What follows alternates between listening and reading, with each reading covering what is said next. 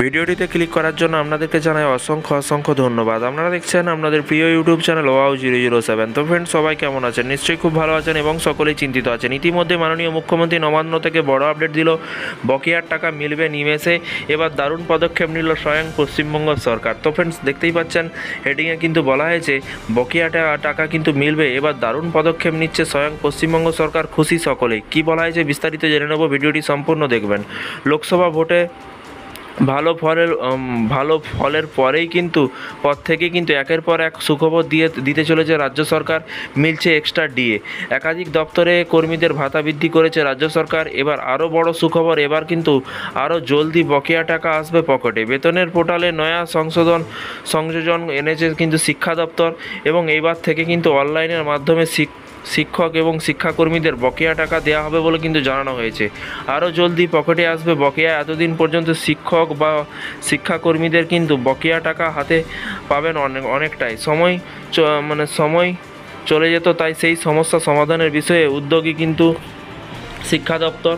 এইবার থেকে কিন্তু বকেয়া টাকা মিলবে অনলাইনে।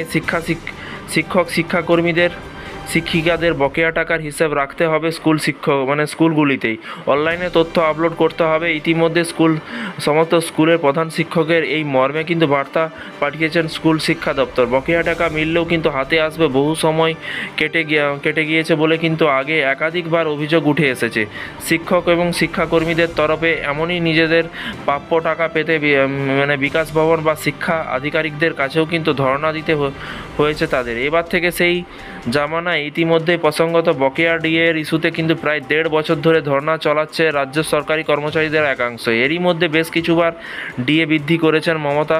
তবে কেন্দ্রীয় হারে মহার্ঘ ভাতার দাবিতে অনড় সরকারি কর্মচারীরা। গত বছরের ডিসেম্বর মাসে সরকারি কর্মচারীদের 4% মহার্ঘ ভাতা ঘোষণা করেছিল, যা চলতি বছরের জানুয়ারি মাস থেকে কিন্তু কর্মীরা পান। এবং লোকসভা ভোটের আগে বাজেটে চলাকালীন আরও কিন্তু 4% মহার্ঘ ভাতা ঘোষণা করেন মুখ্যমন্ত্রী মমতা বন্দ্যোপাধ্যায়। সেই টাকা মে মাস থেকেই কিন্তু দেওয়ার কথা ঘোষণা হয়েছিল প্রথমে। পরে অবশ্য নির্বাচনী জনসভা থেকে কিন্তু মমতা ঘোষণা করেন যে মে মাস নয়, এপ্রিল মাস থেকেই কিন্তু এই টাকা রাজ্য সরকারি কর্মচারীরা পেয়ে যাবেন। এরই মাঝে কিন্তু এবার বকেয়া টাকা পাওয়ার পদ্ধতি বড় বদল হলো।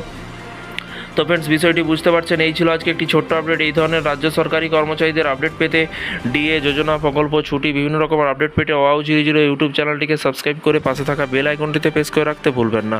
ভালো থাকবেন, সুস্থ থাকবেন এবং নিজের খেয়াল রাখবেন। Thank you.